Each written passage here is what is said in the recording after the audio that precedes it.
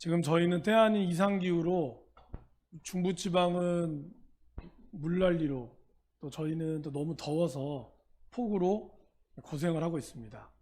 다들 건강관리 또 잘 하시고, 또 들려오는 또 코로나의 소식들이 조금 간간히 들려오고 있습니다. 여러분들 건강관리 잘 하시고, 특별히 이번 코로나는 여태까지 안 걸리셨던 분들이 좀 걸릴 확률이 많다라는 소식을 들었습니다.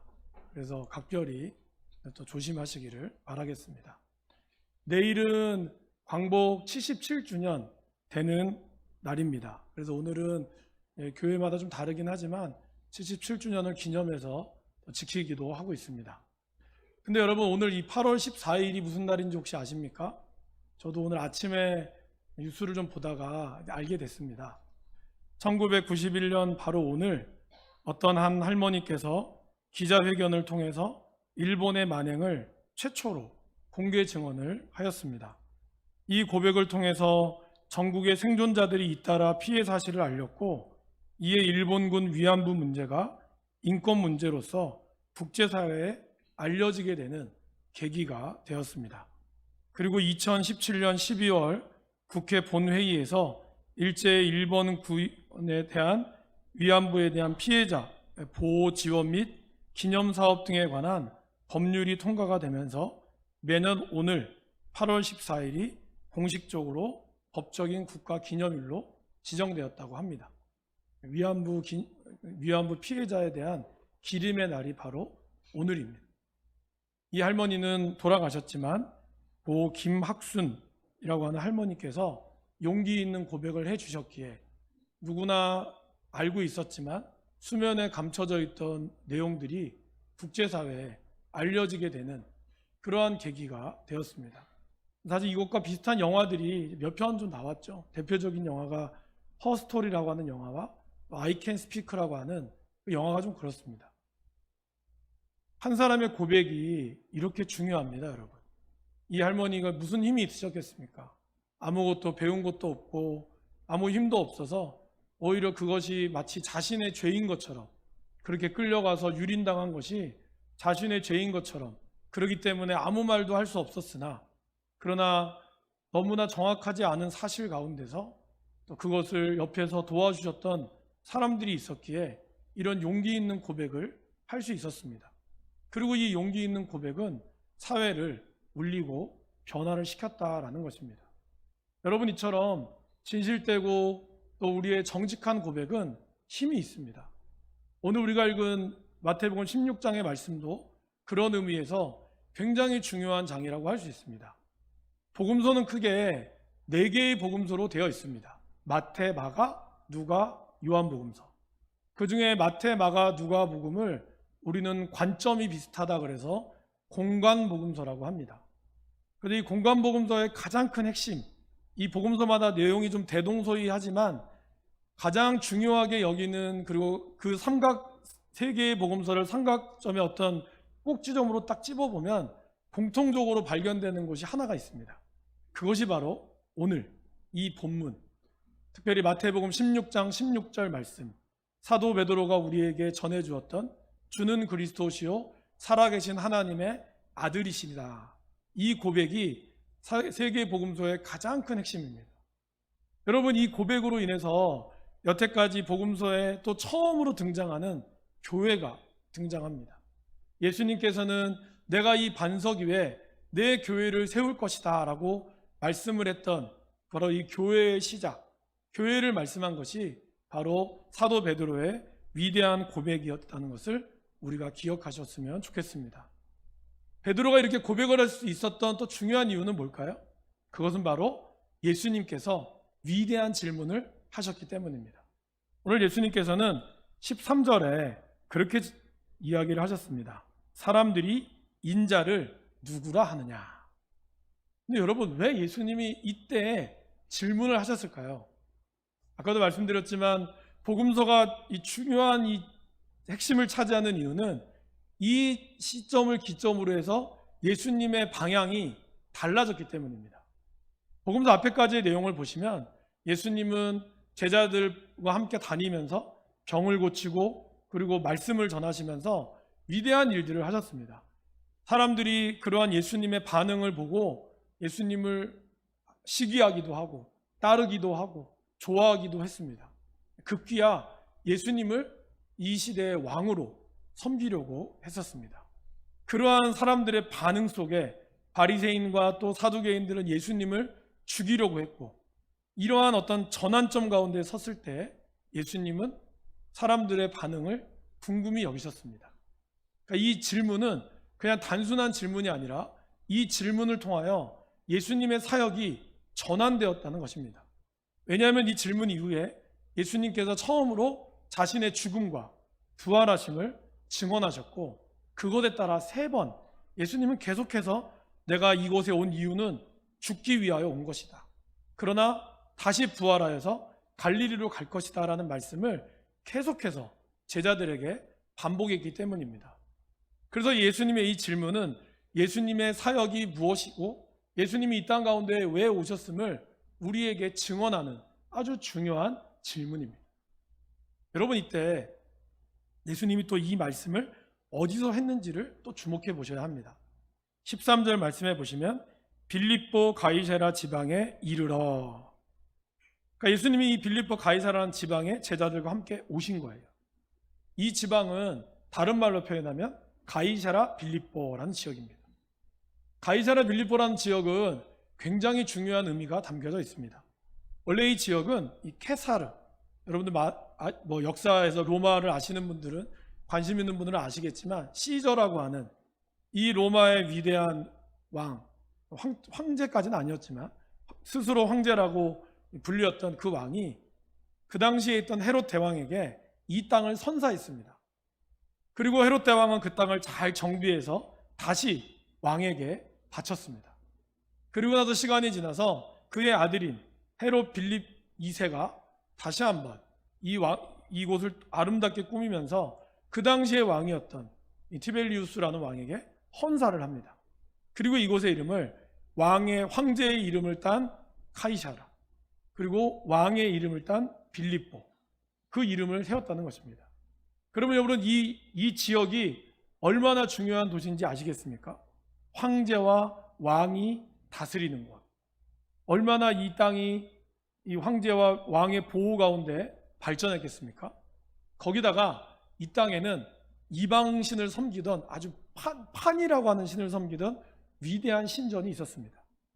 그리고 이 땅은 정치적으로나 종교적으로 굉장히 중요한 땅이다라는 것입니다. 이때 예수님께서 사람들이 나를 누구라고 하느냐, 이러한 도발적인 질문을 하는 것은 굉장히 중요한 의미가 있습니다. 그거에 대해서는 이따가 다시 한번 나눠보도록 하겠고, 그러면 제자들이 사람들에게 들었던 반응, 사람들에게 들었던 그 내용은 무엇이었습니까? 14절 말씀에 더러는 세례 요한, 더러는 엘리야, 어떤 이는 예레미야나 선지자 중에 하나이다. 여러분, 이 3명의 선지자의 공통점은 뭘까요? 그 당시의 통치자들이 싫어했고 죽이고 싶었던 사람이었습니다. 세례 요한은 그 당시에 있던 헤롯 왕이 그가 불륜을 저질러서 동생을 죽이고 한 결혼에 대해서 굉장히 비판했죠. 강력하게 비판했고, 그래서 세례 요한을 가뒀지만 세례 요한을 죽일 수가 없었어요. 왜냐하면 세례 요한이 너무나 사람들의 지지를 받고 있었기 때문입니다. 그러다가 그의 딸의 소원으로 그의 머리를 참수하고 비로소 그의 마음이 평안해졌는가 싶었는데, 예수님이 돌아다니면서 너무나 많은 이적을 행하시니까 세례 요한, 이 헤롯 왕이 뭐라고 생각했습니까? 세례 요한이 부활하였구나. 그만큼 경계했었습니다. 또 엘리야, 구약에 나오는 엘리야는 아합과 이세벨의 모함을 받으며 계속해서 죽임을 당하는 어려움에 처했었습니다. 특별히 아합과 이세벨이 섬겼던 850명의 바알과 아세라의 어떤 전투, 갈멜산에서 너희의 재물을 누가 태울 것이냐, 누가 진짜 신인가 한번 해보자, 그러한 싸움에서 850명은 아무리 자기 몸을 상하게 하고 그렇게 해도 그들이 섬기던 신은 꿈쩍하지 않았는데, 엘리야가 섬기던 하나님은 어땠습니까?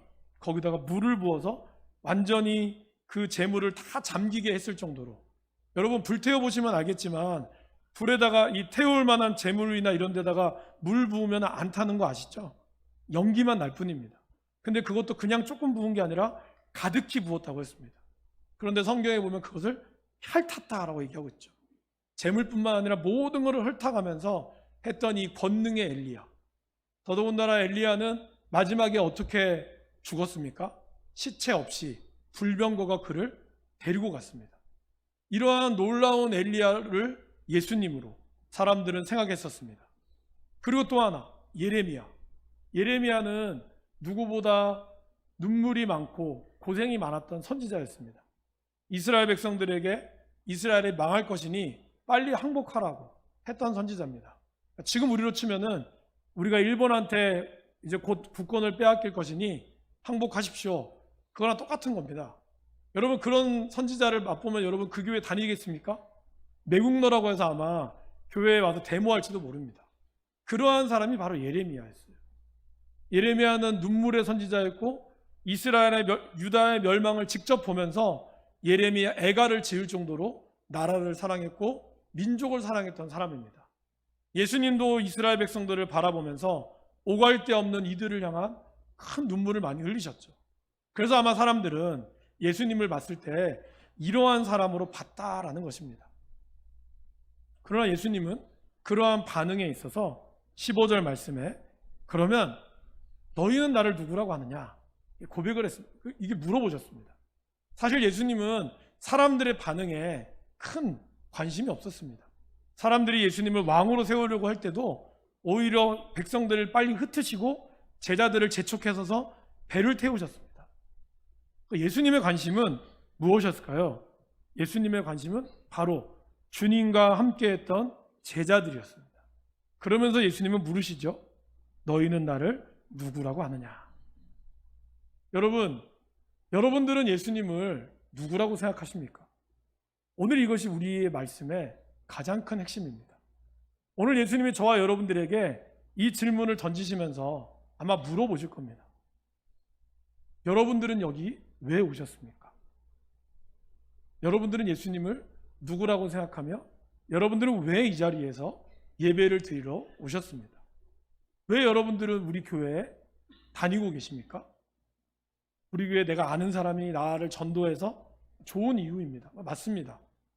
그거 외에 정말 주님이 우리를 통하여 듣기를 원하시고 우리가 정말 이 교회를 통하여 궁극적으로 우리가 추구해야 될 믿음의 고백, 그것이 무엇이겠습니까? 여러분, 아까 김학순 할머니의 이 고백, 증언이라고도 하지만 그 위대한 고백이 이 나라를 흔들고 세계에 감동을 주었고 다시 한번 인권에 대한 경각심을 심어주었습니다. 마찬가지로 우리의 이 고백이 저와 여러분들이 하나님께서 우리에게 묻는 고백, 너희는 나를 누구라고 생각하느냐? 너는 왜 교회를 나오고 왜 예배를 드리느냐?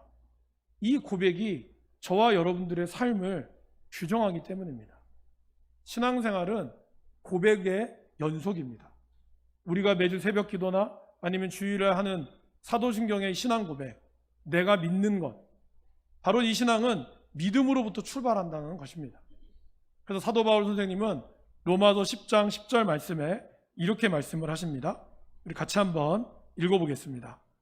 사람이 마음으로 믿어 의에 이르고 입으로 시인하여 구원에 이르느니라.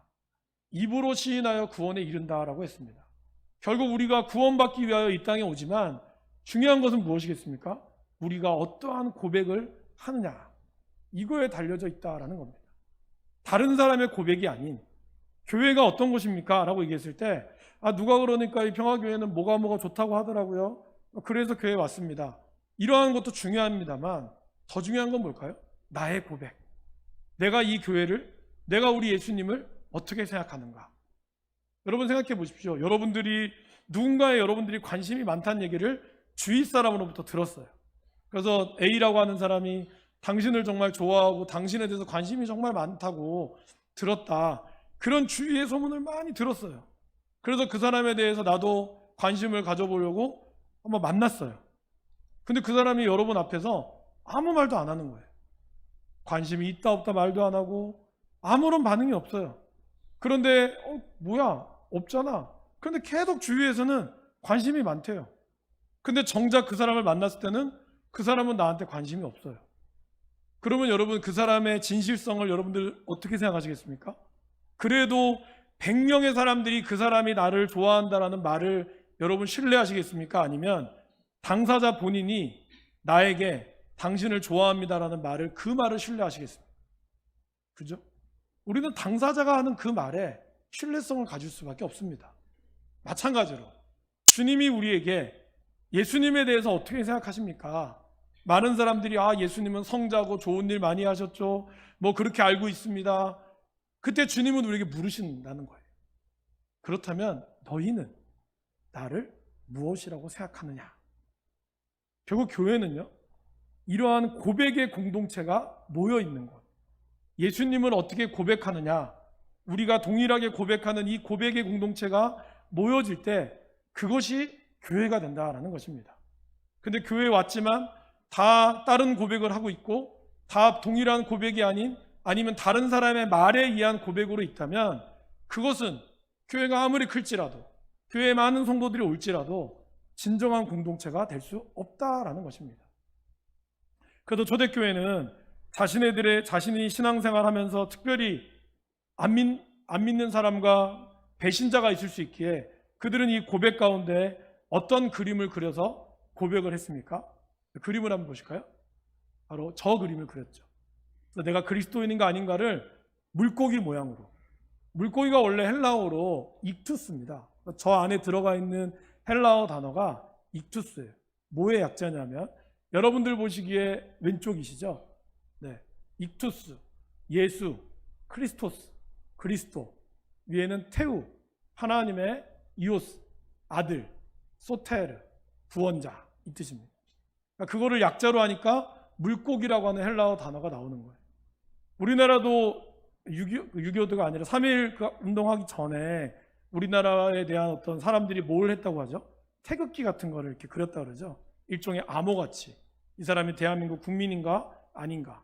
이처럼 이들도 그 물고기의 모양 안에 주는 그리스도시요 하나님 구원자 하나님의 아들이십니다 라는 이 고백을 통해서 그들의 신앙이 하나임을 고백했다라는 것입니다. 그러기에 예수님의 이 우리를 향한 질문, 바로 이것은 예수님이 누구다라고 하는 이 질문은 주님이 저와 여러분들의 인생에 어떤 분이다라고 하는 그 모습이 담겨져 있다라는 것입니다. 오늘 그 질문에 누가 대답을 했습니까? 베드로가 대답을 했습니다. 베드로가 뭐라고 고백했습니까? 우리 16절 말씀을 다시 한번 읽어보겠습니다. 시몬 베드로가 대답하여 이르되 주는 그리스도시요 살아계신 하나님의 아들이시니이다. 베드로의 이 고백을 좀 자세히 살펴보겠습니다. 먼저 예수님은 그리스도이십니다. 그리스도는 메시아, 구원자라는 의미입니다. 여러분 아까 제가 말씀드렸죠? 이 지역이 어느 곳이라고요? 빌립보 가이사랴. 가이사랴 빌립보라고 하는 이 지역, 왕이 통치하고 왕이 그 당시에 황제가 우리 인간의 생사 여탈권을 쥐고 있었습니다. 그래서 왜 그 원형 경기장에 보면은 그 당시 막 그랬잖아요. 이렇게 뭐 검투사들이 싸우거나 사자가 싸울 때 마지막 순간에 이 사람을 죽일까요? 어떻게 할까는 왕이 손을 들고 있다가 손을 내리면 이 사람은 죽는 것이고 그냥 놔두면 사는 거예요. 어떻게 보면 참 잔인하죠. 어떻게 아무리 왕이지만 인간의 생사 여부를 그 사람이 판단할 수 있습니까? 근데 그만큼 그 당시는 이 왕이 한 사람의 인생을 좌지우지했을 정도로 강력했다라는 것입니다. 그 강력한 도시에서 예수님의 이 질문은 어떻게 보면 목숨을 걸고 해야 되는 질문일 수 있다라는 것입니다. 여러분, 로마서에 나오는 세례도 사실은 그렇습니다. 우리는 세례를 그냥 좀 쉽게 뭐 2주간 교육하거나 좀 길면은 한 달 이렇게 교육하는 걸로 끝나고 말지만 그 당시의 세례 교육은 그렇지 않았습니다. 왜냐하면 예수님을 온전히 나의 구주, 나의 하나님으로 고백한다는 것은 내가 로마의 황제가 비록 이 땅 가운데의 왕일지라도 나의 진정한 구원자는 하나님이시다라는 고백에 담겨져 있기 때문입니다. 그러기에 오늘 이 베드로의 이 고백은 굉장히 위험한 고백이면서도 대담한 고백일 수밖에 없습니다. 그처럼 이 그리스도라고 하는 것, 예수님께서 인류의 모든 죄를 지시고 십자가에서 완전한 속죄를 이루신 분으로 인정하고 고백했다는 것은 굉장히 중요한 의미가 담겨져 있습니다. 오늘 이것은 저와 여러분들에게도 동일합니다. 여러분, 우리의 인생에서 가장 중요한 것이 무엇이라고 생각하십니까? 우리들은 지금 우리 인생을 살아가면서 너무나 소중한 것들이 많이 있습니다. 예전에는 가진 것이 없었기 때문에 사실 버릴 것도 별로 없었어요. 그러나 지금은 가진 것이 너무 많다 보니까 버려야 될 것이 많음에도 불구하고 우리는 그거를 함부로 버리지 못하고 있습니다. 때로는 나의 자녀가 나에게는 우상처럼 될 때가 있고, 때로는 내가 가지고 있는 권리나 또 내가 가지고 있는 지책이 나에게 우상처럼 될 때가 많습니다. 지금처럼 자기의 권리를 주장하는 주장이 커진 세대만도 또 없습니다. 조금이라도 손해를 보면 바로 들고 일어나죠. 한 푼도 손해보지 않으려고 하는 지금 이 시대 가운데서 정말 내가 나 인생의 주인이라고 하는 이 시대 가운데 우리는 사도 베드로의 이 고백처럼 주님만이 내 인생의 주인이시고 그리스도이십니다, 메시아이십니다 라고 고백할 수 있겠습니까? 주님은 오늘 그것을 우리에게 던지고 계시는 겁니다. 그리고 그것이 지금 우리 교회가 직면하고 고민해 봐야 될 문제다라는 것입니다. 교회는 그리스도가 주인 되는 곳입니다. 한 목사가 주인이 되는 것도 아니요, 또 교회에 많은 헌금을 한 사람이 주인 되는 것도 아닙니다. 오랫동안 교회를 다녀서 있는 그 사람이 주인이 되는 것도 아닙니다. 교회는 오직 그리스도만이 주인 되셔야 되고 그분의 말씀으로만이 교회가 움직여져야 한다라는 것입니다. 그것이 바로 주는 그리스도시요 살아계신 하나님의 아들이시다라고 하는 베드로의 참된 신앙 고백 가운데 나온다라는 것입니다. 우리의 고백 가운데 내 인생의 주인이 나도 아니고 또 내 자녀도 아니고 내가 가지고 있는 그 어떠한 물질이나 그 어떠한 것도 아니고 어떠한 권력이나 모습이 아니라 예수님만이 나를 구원할 자라는 이 믿음의 고백을 저와 여러분들이 할 수 있기를 원합니다. 그 고백 가운데 있을 때에 내 인생의 영원한 소망이 되시는 주님을 우리가 진정으로 바라보며 나아갈 수 있게 될 것입니다. 두 번째로 예수님은 살아계신 하나님의 아들이다라고 고백하고 있습니다. 예수님은 그리스도시지만 또한 사람이십니다. 여러분, 사람이라는 것은 그 위에 자신을 낳아준 아버지가 있다는 것이죠. 그런데 오늘 사도 베드로는 예수님을 요셉의 아들이다라고 얘기하지 않았어요. 누구의 아들이라고 얘기하고 있습니까? 하나님의 아들이다라고 표현하고 있습니다. 그리고 거기다가 하나 더 붙이죠. 살아계신 하나님의 아들이다라고 고백하고 있습니다. 많은 사람들이 정성을 다해서 기도하면 지성이면 감천이다라는 말처럼 우리는 치성을 다해서 드렸던 우리 옛 어머니들의 기도가 있습니다. 정말 귀하죠. 새벽 4시에 영하의 온도를 뚫고 자녀의 어떤 성공을 위해서 그렇게 치성을 드렸던 수많은 부모님들의 기도가 있었습니다. 너무 귀하고 너무 정성스럽지만 안타깝게도 사실 그 기도는 기도라고 할 수 없는 것이죠.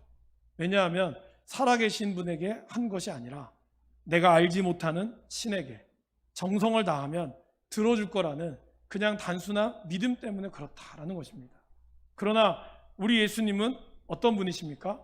살아계신 하나님의 아들이십니다. 살아계시다는 것은 뭘 의미하고 있을까요?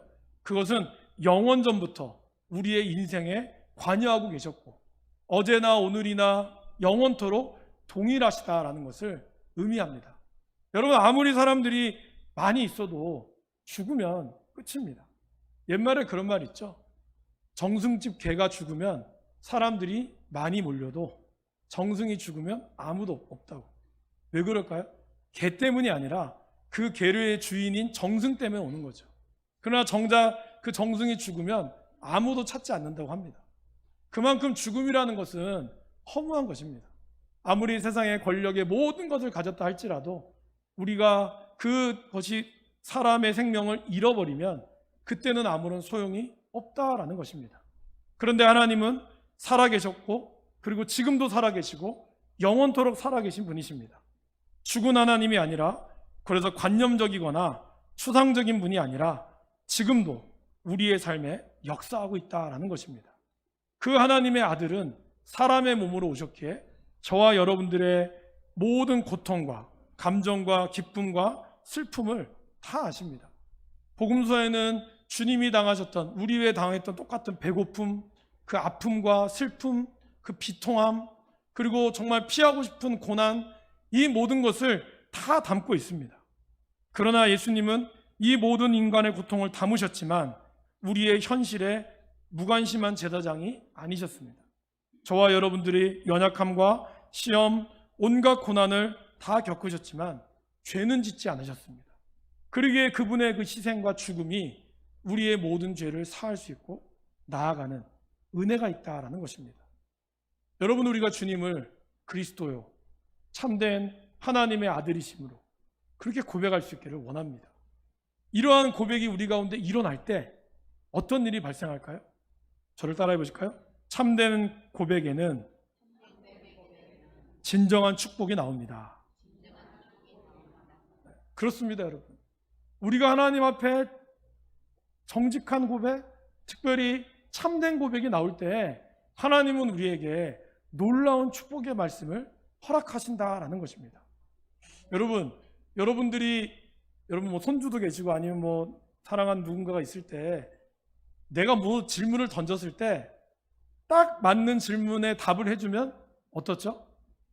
기분이 더 좋죠. 특별히 뭐 손주들한테나 아니면 뭐 사랑하는 사람들한테 여보나 살쪘어 안 쪘어 할 때 안 쪘어라는 말을 해줘야 기분이 좋아서 더 많은 걸 시켜주죠. 아이들도 그렇지 않습니까? 100원 줄 것도 손주가 말을 이쁘게 하거나 엄마 마음에, 할머니 할아버지 마음에 딱 들게 하면 더 주고 싶지 않습니까? 하나님도 그렇습니다. 하나님도 그런 마음이세요.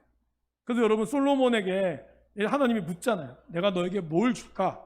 그때 솔로몬이 돈 주세요, 명예 주세요가 아니라 내가 이 백성들을 잘 다스릴 수 있는 듣는 마음을 달라고. 그걸 우린 지혜라고 하잖아요. 그걸 달라고 했을 때 하나님이 뭐라 그러시죠? 내가 너 스스로를 위해서 돈도 구하지 않고 명예를 구하지도 않고 이 백성을 잘 다스릴 마음을 구하였구나. 그래서 하나님은 지혜뿐만 아니라 다른 모든 것들도 덤으로 주시죠.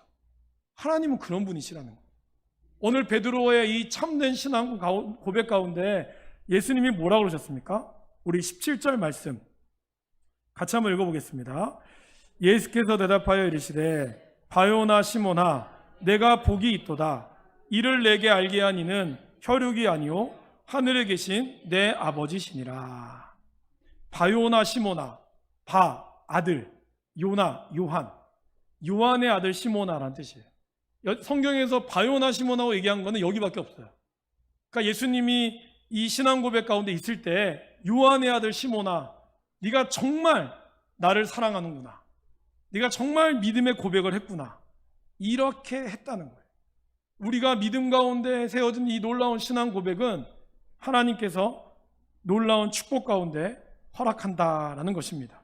그런데 이 신앙 고백은 어디서 나올 수 있을까요? 사람의 지혜로는 솔직히 나올 수가 없습니다. 오늘 사도 베드로에게 예수님이 이렇게 얘기하죠. 이를 내게 알게 한 이는 혈육이 아니요 하늘에 계신 내 아버지시니라. 성령이 임할 때, 성령께서 우리 가운데 있을 때 성령의 감동 감화로 하나님의 특별한 선택과 은총을 통하여 우리는 이러한 고백을 할 수 있게 되는 것입니다. 사랑하는 여러분, 내가 신앙 고백을 했다고 해서 우리 가족 모두가 구원을 받는 것은 아닙니다. 요한복음 1장 12절 말씀에 보면 영접하는 자, 곧 그 이름을 믿는 자들에게는 하나님의 자녀가 되는 권세를 주셨으니, 그 다음 절이 이렇게 나오죠. 이는 혈통으로나 육정으로나 사람의 뜻으로 나지 아니하고 오직 하나님께로부터 난 자들이니라. 우리의 말씀은 하나님의 신앙 고백, 그거는 다른 어떤 이가 아닌 우리의 개인의 고백 가운데 나오는 것입니다. 내가 고백해야 할 문제고, 내가 믿어야 될 문제고, 내가 선택해야 될 문제입니다. 신앙은 남의 문제가 아니다라는 것입니다. 어쩌면 여러분 이 말씀을 들으면서 이 말씀은 내 남편이 들어야 되는 건데, 이 말씀이 들어야 될 누군가가 생각나십니까? 다 접어두세요. 이 말씀은 여러분에게 들리는 말씀입니다. 나에게 들리는 말씀이고 나의 믿음의 고백이 중요합니다. 그리고 그 믿음의 고백이 저와 여러분들이 회복되어지는 순간 우리는 그 고백을 내 남편에게 또 내 아내에게 또 누군가에게 전해짐으로써 그 말씀이 생명력이 있게 되는 것입니다. 다른 누군가가 아닌 오늘 여러분들에게 하나님께서는 말씀하고 있는 것입니다. 너희는 나를 누구라고 하느냐? 우리가 주는 그리스도시요 살아계신 하나님이라고 고백할 수 있을 때 바로 하나님의 놀라운 축복을 경험하게 될 것입니다. 그런데 교회에 오셨다고 해서 다 이러한 신앙 고백을 할 수 있는 것은 아닙니다. 우리 모두 하나님의 계획 가운데 저와 여러분들이 이곳에 오셨는 줄 믿습니다.